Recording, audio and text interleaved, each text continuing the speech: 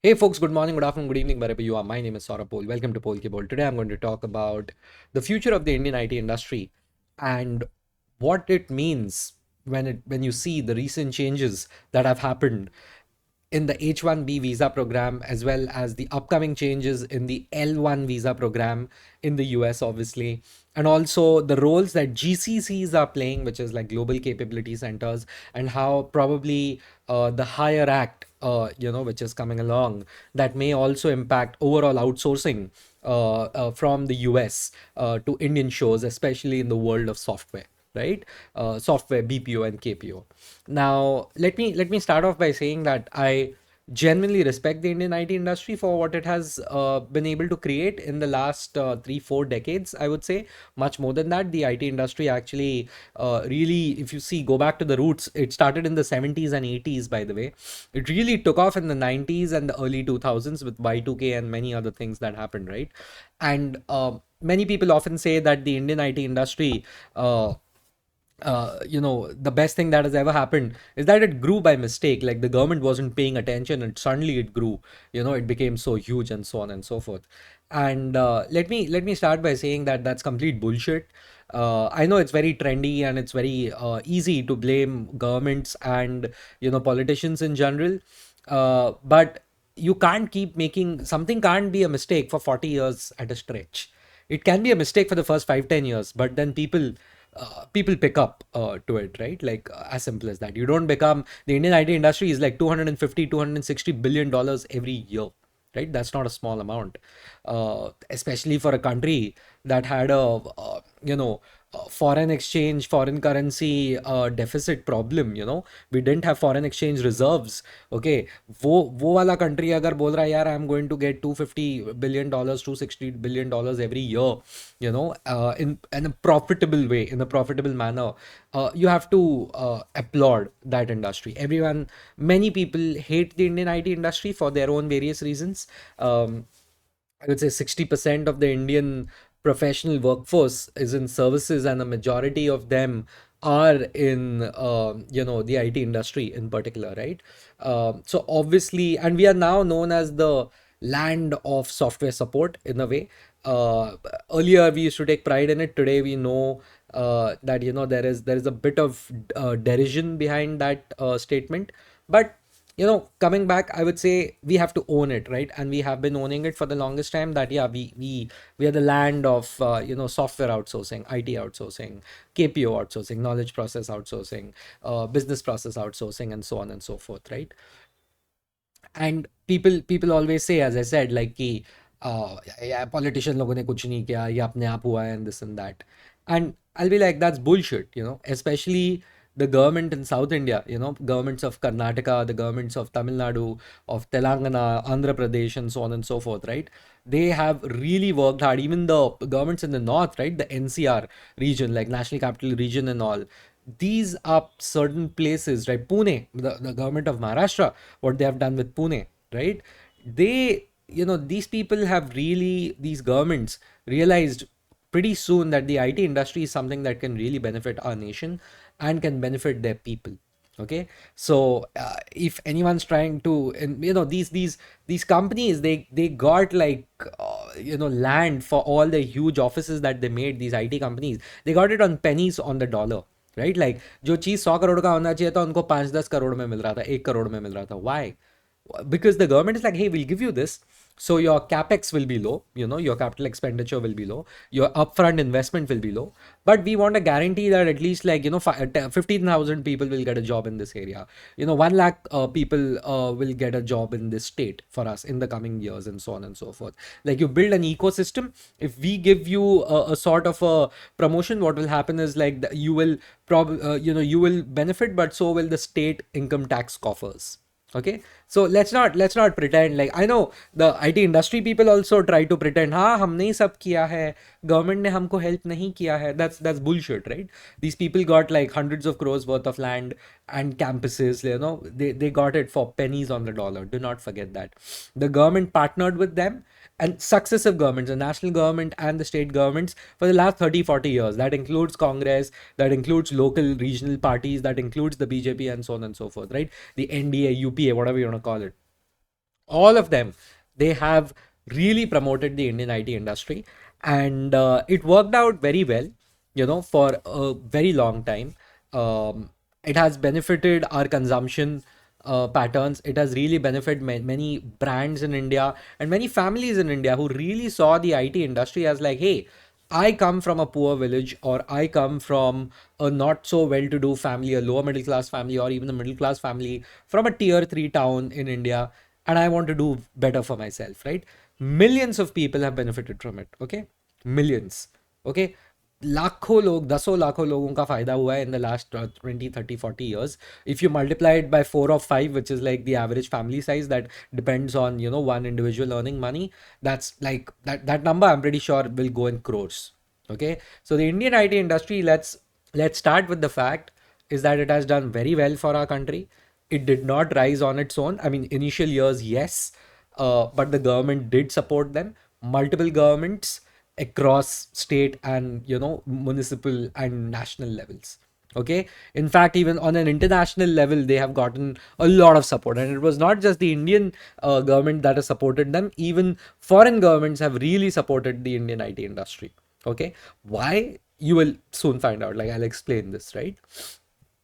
Please understand that outsourcing kind of started in the 1960s and 70s in the current form that we see.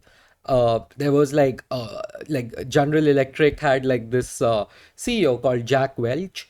I hope I'm not destroying the pronunciation, but in general, in the 60s, 70s, and 80s, right? Mainly in the 70s and 80s, corporate America realized that, hey, you know what?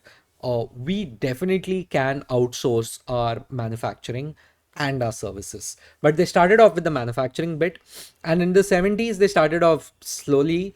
But in the 80s, they went full throttle, especially with the Chinese and Asia in general, right? Asia in general, they were like, we are just gonna, move our manufacturing base over there, especially in China.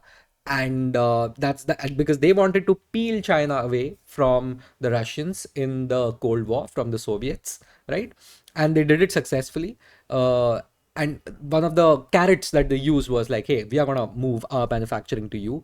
You have the world's cheapest labor in a way at scale. At the scale that you have the world's cheapest labor. We are gonna give our manufacturing to you. The same logic the same logic was applied by the Europeans over a period of time, who anyway were following the Americans in a lot of ways. And then in 10 years later, 10 to 15 years later, the same logic started flowing on the software side of things, on the services side of things towards India, right? The difference is in China, it was government led initiative that, hey, we will give you a manufacturing base and we are going to do this because China is very top down in nature. India too was also pretty top down, but it was inefficient in its top down nature, or ineffective for that matter. Every top down approach is inefficient in its own way, but it was also ineffective in a lot of ways, right? The Chinese were pretty effective because they also got the support of the Americans on both corporate level as well as a government level.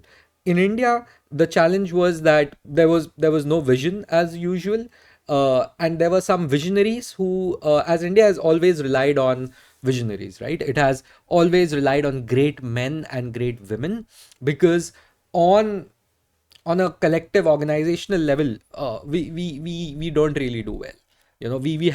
At least until now, I don't think we have really done well, and probably it's a cultural issue. Hopefully, we improve in the coming years and decades. And what has happened is you had people like Narayan Murthy, right? You had people in Tata Consultancy Services, some of the earlier CEOs like the big FC Kohli and so on and so forth, right? Azim Premji from Wipro, like an incredible visionary, right? I don't know how many of you people know this, but Wipro was a consumer goods company. Consumer goods is like, आपका आज भी विप्रो का tubelight वगैरह आता है, विप्रो का तेल आता था, अभी भी आता है, if I am not wrong. Like they were into, like like घर का खाना पीना and all of that, right? तेल बेच रहा है यार विप्रो, आपको बल्ब बेच रहा है and this and that, right? So Wipro went from that to also expanding in to IT services. And what Mr. Azim Premji has done is nothing short of a miracle. But mainly all of this started with Infosys, with Narayan Murthy and his team, obviously including Nandan Nilekani and so many others. And these people in a way have built modern India. Now I know, like, I myself, I'm not a huge fan of Mr. Narayan Murthy, at least not his current version, but you credit where due, right? Like, it's Narayan Murthy. He created an industry. Okay. There was nothing what we take for granted right now. The Indian IT industry was nothing, right? These guys built it from the ground up, right? You had like Patni Systems, where Mr. Narayan Murthy used to work, and so many other great, IT folks used to work. Patni Systems still exists, by the way, but he got out of it, and he was like, there's a different way of doing it. So IT outsourcing was there even before Infosys. As I said, like, TCS though is a company way older than Infosys, right? The way I understand it, the form at least in which it was founded. So please remember that, right? And even the first computers in India were with Tata, were with the Tatas, right? And they had given it to some university or research foundation or something. And but it was Infosys that really brought upon, like, hey, this is IT outsourcing.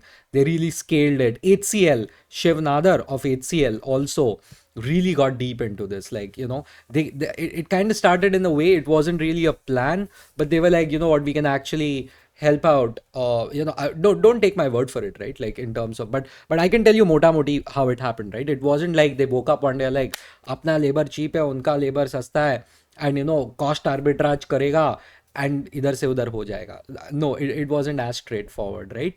A lot of happy accidents happened, but there was like a lot of connection between the two countries. And between some projects, it turned out that they realized on the American side that, hey, your engineers are pretty good, and they don't really cost as much, right? And they were like, we really we would love to have them over, and so on and so forth. So people would go onshore, some work happened offshore, and so on and so forth. And just scaling this model and really taking it upwards, you have to give your props to the Infosys of the world, to the HCLs of the world, to the Wipros and the TCSs of the world. Like, up, you cannot, I know it's trendy to hate on them, but modern India was very well built by the Indian IT industry. Having said that, like, I know it took me 12 minutes to come to the point, but this is just pol ke bol. I'm sorry. Uh, the reality is that the Indian IT industry, in some way, after a point of time, was just like, we are gonna go into finance mode, and it's like, just maximize, optimize, streamline everything. All right. Innovation. We were not really known for innovation, by the way. We were not really known for innovation. Dheere dheere, like, everyone realized, like, and as we all know, like, we were told, oh, these are tech companies. That none of these are tech companies the way I see them. Okay, like, they of course dabble in a lot of tech, and they do a lot of important work, which is at the back end, but it's back end work. Okay. I mean, some people very derisively call it the plumbing of the IT world, which is not really, a respectful thing to say. But they were like, but plumbing is necessary, right? But they're like, हाँ तुम तो ये टट्टी काम करते हो, मतलब, and this and that. But every country in the world needs that plumbing. You can't live without plumbing. So the IT side of things, was mainly tech plumbing after a point of time, because once you scale, the quality kind of goes down, right?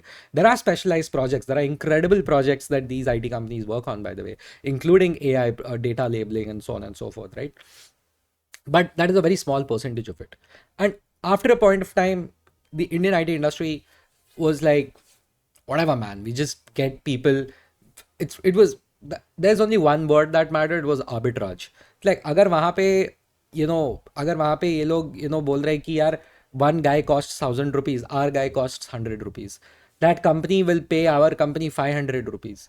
Everyone is winning except for one guy. You must have realized, the guy who was being paid 1,000, whatever it is, $1,000 or bucks or whatever you want to call it, जिस बंदे को 1,000 मिल रहा था, उसका job चला गया.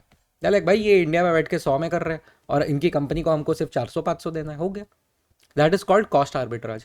Suddenly, your cost, because the company is like, bro, instead of spending $15 million or $10 million or annually, I'm now spending only $4-5 million. हो गया ना, मेरे को क्या है? No CEO is going to say no to a 50% cut in spending in any section. Okay, they'll all love it.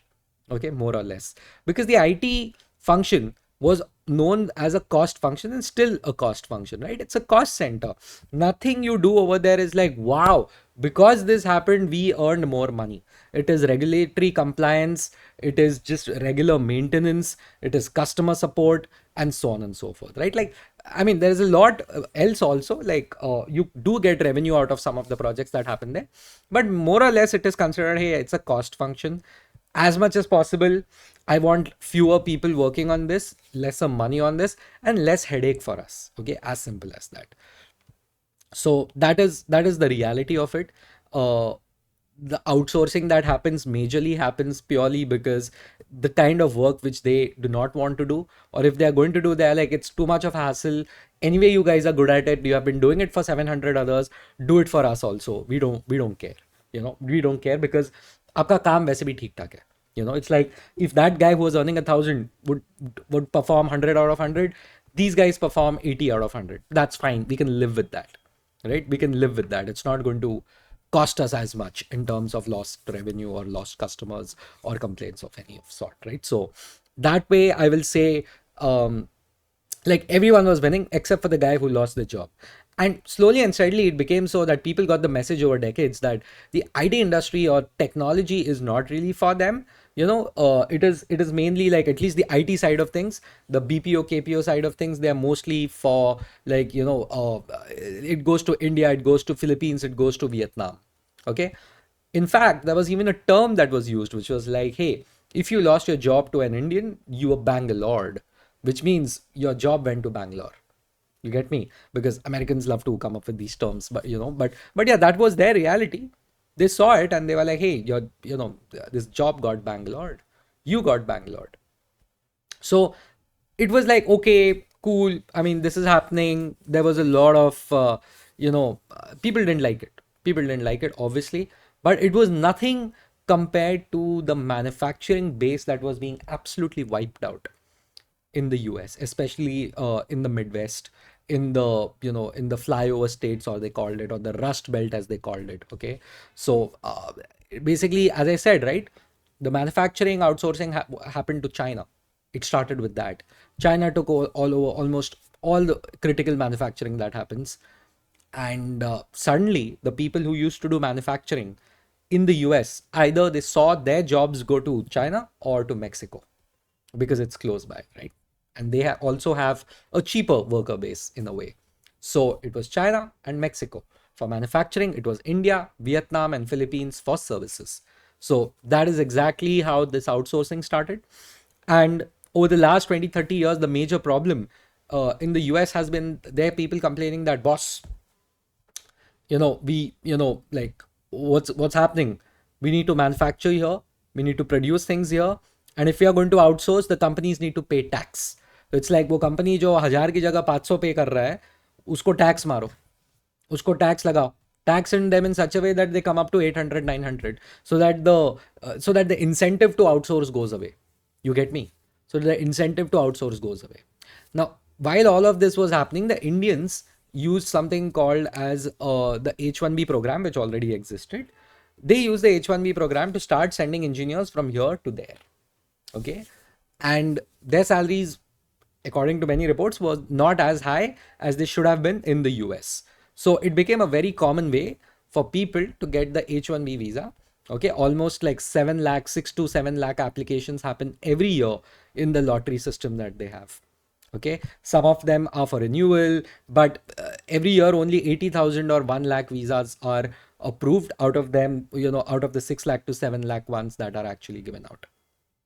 Okay, 6 lakh or 7 lakhs that actually apply for it. So it's not a good number. So the demand far outstrips the supply. Now there are accusations that, boss, the people who went via the H1B program, they were not up to the mark.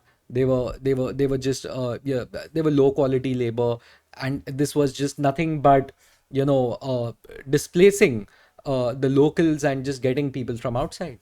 From their perspective, that is what is being alleged, right?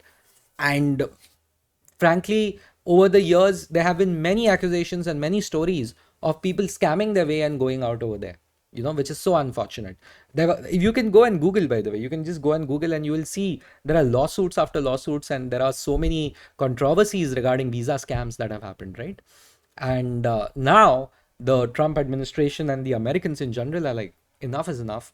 There's too much visa abuse going on, and immigration in general is the biggest hot topic uh, in America, and that includes both illegal as well as legal immigration, right? So obviously the H1B program had to be under the lens, okay? Even if you went there as a student, and then you converted into a full-time, worker somewhere over there, you had your optional training program and so on and so forth, and then you got your visa. Even now that is also coming under the scanner.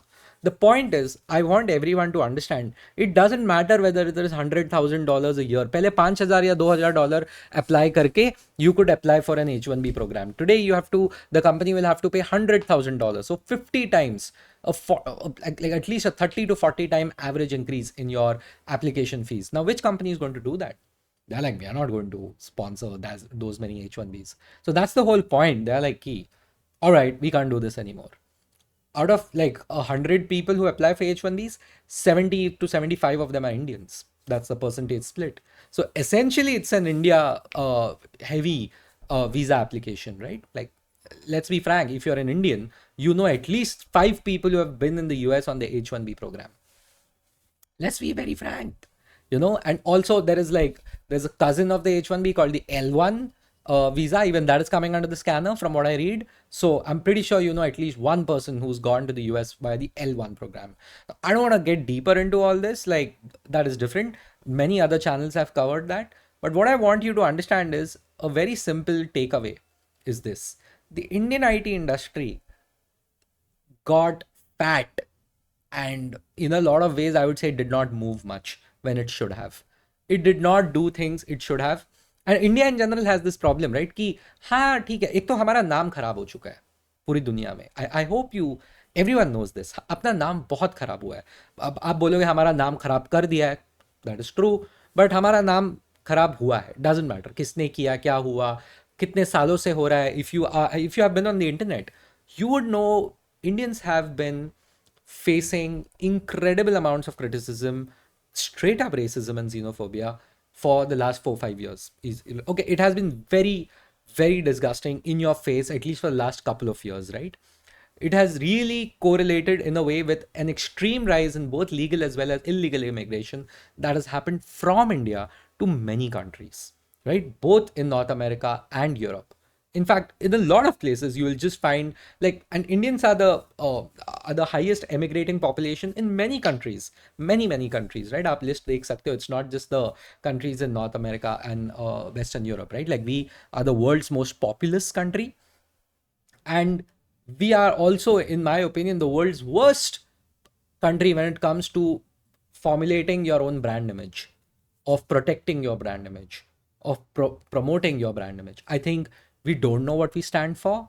And even if we are like, okay, we are figure it out, who we are, what we are. If someone's casting aspersions on us, if someone's sullying our name, we don't know how to respond. In fact, even if we know, we believe we shouldn't be responding. It doesn't matter. Indians in general, because of this kaka kaki mentality that we have, and we are so insular in nature and so arrogant in some ways. Every culture is arrogant in their own way, but India is arrogant in one way, which is like, we don't need to explain ourselves. I think we need to. I genuinely think we need to, because people are misunderstanding us, and they have been for decades, and now it has reached critical mass. Okay, there are kids, and teenagers growing up right now who are sharing India memes and street shitter memes and here and there.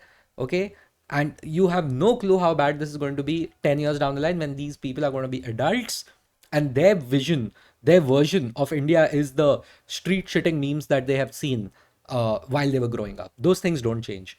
You will have to do a massive overhaul, to genuinely change their mind. Now you'll be like, who cares what they think? Sir, a huge portion of India, both legally and illegally, is going out to work or is working for companies based outside. Okay? And when we travel, which is for both work as well as for personal travel, our reputation is not good. And people, even, I mean, and it's even if you are a law abiding citizen, you do everything great, you're a great traveler, you know how to behave yourself, people, they can't differentiate between you and others. They're like, आप तो सब Indian हो, you're all Indians. You get me? So I can assure you, like I mean, I can go deeper, but here's the point. If you knew, if the Indian IT industry knew, which they knew, that for years उनका नाम खराब है, and उनको, they are just being called body shopping entities, which they are not. They're much more than that. But a huge portion of it is like, okay, still body shopping. Body shopping is like, I'll, for this project we'll send 200 people. For this project we'll get 500 people. For this project we'll put up 2000 people. Plus we'll do some AI. We'll do some blockchain. We'll do this. We'll do that. Right? That is like, that is one part of it. But if you knew, okay, you are getting a bad rap, could we not have done something where it was like, okay, we really need to improve the way we are perceived outside, because this could really impact us. In typical fashion, we have ignored how, brand matters. When someone looks at a China, they look at technological progress. They look at Japan, they look at high culture, okay, incredible history, beautiful streets and cities and everything, amazing products. you know is quality the word that they attach with India when we produce something? Not really. Not really. Whether it is a product or a service, which is, I would say, unfairly so, our quality is not the word that they are going to look at us. And here's the thing, you must be like, oh, ye sirf hamare saath hi bura ho raha hai. Nahi. The Japanese were known for bad quality products. The Chinese were known for bad quality products. Yes, even the Japanese in the 60s and 70s, the Japanese were known for third class quality products. In fact, it was like, funnily enough, it was an American, Edward Deming, who actually influenced so much of their production processes that improved their quality process. Like total, I'm forgetting what it is called now. Wow, my professor will be very angry. Total quality management, I think, TQM. And then, the Chinese, when we were growing up, China ka maal hai. China ka maal hai. That was just 15 years ago. Today, everyone's damn phone is made in China. Okay, or it is a Chinese brand. Let's be frank, even your iPhone was made in China. Okay, for the longest time, or at least parts of it inside, they're assembled in China, or they're sourced in China. Okay, so you can move past it, but it takes a lot of effort. It takes a lot of effort, and it takes a lot of unity. Okay, and a lot of vision of the unity of vision. Sorry, है क्या अपने Indians में इतना? अभी वो build करना पड़ेगा. And the Indian IT industry, this is one thing I'll blame on the industry in general, is that we were just happy, that industry was just happy कि पैसा आ रहा है, हो रहा है, मार्जिन कम हो रहा है, कोई बात नहीं, टीयर 2 से टीयर 3 सिटी इंडिया में जाएंगे, टीयर 3 सिटी खत्म हो गया, टीयर 4 इंडिया में जाएंगे, वहां पे कैंपस खोलेंगे. 20-25 साल से the same amount of entry amount of 3 lakh rupees, 2.5 lakh rupees is being paid to graduates. Why? Because there is such an incredible supply of engineers. Yeah, what is this industry that is converting civil engineers into IT professionals? Again, credit to the IT industry, they were able to do that. Because India clearly did not have, like, आपको क्या लगता है कि वो civil engineer कुछ और कर लेता क्या? We don't have core jobs. Even today, so many of your mechanical engineers and electronics, electrical engineers and all, वो लोग क्या करते हैं? वो कुछ तो प्रोडक्ट में घुस जाते हैं. They become project managers, they become relationship managers, sales में चले जाते हैं. जो पढ़ा है वो छोड़ के सब करना है. Why? I won't blame the students. Do we have enough core jobs in this country? I don't think so. And even if they do, they don't pay as much. So credit to the Indian IT industry. It has been able to create that fertile ground for people to move up the social and economical ladder, right? So once again, but a massive mistake in not investing in changing the perception of people where your markets are, because you have a dhanda mentality. That's the problem with having a धंधा mentality कि सब 1 रुपया डाला 5 रुपया आया, उसके आगे कुछ नहीं देखना लाइफ में. ठीक है, we cannot fathom putting 1 rupee and it not coming back. Probably it will come back 10 years later. Probably it made a mistake. It was a mistake. Yeah, this doesn't work. But do you even have that intention that your brand matters? Because I don't think so.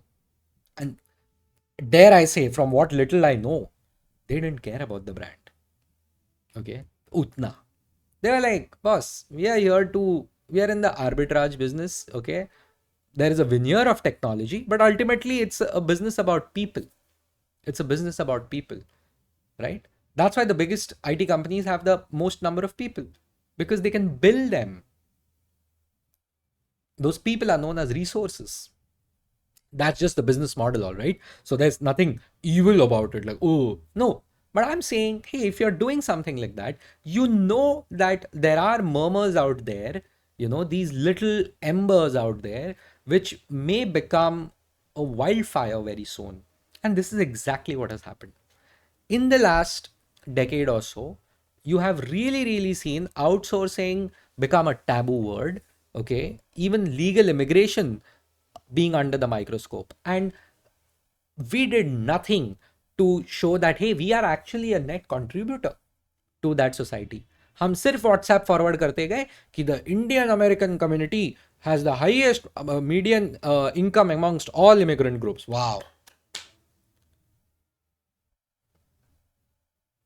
While those people are not doing so well over there, you are celebrating yourself doing well. How tone deaf are we? Like, I mean, sometimes it's best to not speak too much, huh? I know it's ironic coming from me, but that's my point, right? Like, can we, because see, here's one thing which Indians are very bad, and that includes me, right? I'm an Indian. Sometimes we lack awareness of how we come across because we are a very unique culture. Okay, we are a very unique culture, bro. Like, the things that we do over here, nobody else does. There are so many things, especially regarding food and so on and so forth, right? Like, believe me, it's incredible. But you go outside in the world, it's like, okay, wow. But we are 1/6 of humanity, so we are allowed to have our own incredibly unique culture, right? So all I'm saying is that these changes that are happening, okay, this barrage of negativity that we face online, the criticisms that we face online, they don't want us. There is resistance to Indian moving abroad. Okay, as of now at least. I don't know how long is it going to last, but a huge part of it is because our reputation is not that great. Are we sending our best and brightest outside? Earlier we used to complain about that. Now we are complaining we are not sending the best and brightest outside. There are just so many of us. The sheer volume breaks down systems. Even our own government should be actually working on, be like, okay, what are we doing? Okay, you guys are doing this, that is great, you know but is there a negative impact this could have on the country 5-10 years down the line? What is it? Many people are like, oh, whatever the Americans are doing is wrong. They are going to lose out on amazing Indian talent. Okay, let's see. I mean, I hope things work out well for us, right? And it is true, there has been incredible brain drain that's happening in India. But for how long are you going to justify brain drain? What does India have for its best and brightest? We need to give a better and a sweeter deal to our urban living top professionals. As simple as that. Are we ready for it? I don't know. It's 11:30 right now and there's music blaring because of course there is music blaring right now, right? It doesn't matter what we do. I mean, it's very tough to be here. And these people, these H1B people who may not get like their visas in the US, they're not coming back home. They're going to go to Canada. They're going to go to Europe. They're going to go to other places. Okay. They're going to go to the Middle East. As simple as that. Okay. I mean, I'm telling you, you think these guys are going to exhaust all their options before they come back home. That I can promise you. हाँ, जो लोग यहाँ पे बैठा है, they will probably not look at the US anymore. They'll be like, भाई, we'll look at other places. But if Germany का foreign minister is saying, please come to Germany, we are gonna give you a visa, तुमको German आता है क्या? तुमको उधर का culture पता है क्या? English is still easier for us Indians because, of course, we have the legacy left by the British. That is one thing they have left us, amongst so many other things. Uh, Many bad, some okay, but we massively benefit from our English base. We massively benefit from it. Outsourcing also happened over here because of so millions of people who speak English. Services IT outsourcing happened because of that too. Why did they not give services to the Chinese too then? Because at scale we were well better suited for services. All right. So please keep that in mind and understand the why of what is happening and the real reason of what is happening. We have we have not been able to prove that we have provided value to the Americans over decades. We have actually benefited some of their other discoveries and the other processes that they have worked on. Why? Because धंधा mentality. एक रुपया डाला 5 रुपया आया, बाकी मेरे को कोई फर्क नहीं पड़ता. Okay, this is the problem. So to conclude, I would say dhanda mentality works in the short term. It's very insular. In a globalized world, you have to think about brand. You have to think about PR. You have to really invest in PR, right? You really have to. Sorry, that is the reality. It is not a burden. Your brand is not a burden. Your brand is a resource that you have to protect. You have to and grow, mind you. So that's the whole thing. This whole H1B thing, in a big way, it is coming along because of the horrendous brand that the Indian IT industry has had for the last few decades. Obviously, there are political headwinds everyone's facing. No, who's not facing it? Everyone's facing it. But how come you are like right front and center for everyone? Yeah. The entire world is talking about the H1B visa right now. The way we go about these things needs to be a bit more strategic. I know it's too much to ask, and it's easier to be an armchair analyst, but then again, I know the kind of people who work in the Indian IT industry. The people at the top are incredibly intelligent. They're world class leaders, but in the middle and the bottom, from what I've heard, not so much. Not so much. So that's that. You know, it comes back again to that.